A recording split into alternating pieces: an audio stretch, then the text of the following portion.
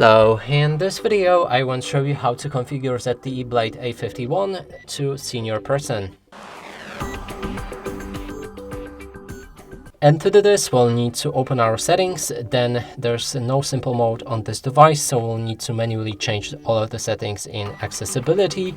Here you can change the display and font size, and I would recommend to go for the maximum and also display size maximum.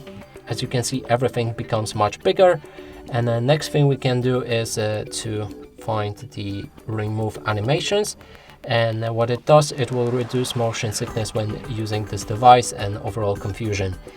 And that's basically all of the settings I would recommend to change on this device, as there's not much options. You can also go for magnification if you need color correction or color inversion, but that'll be it.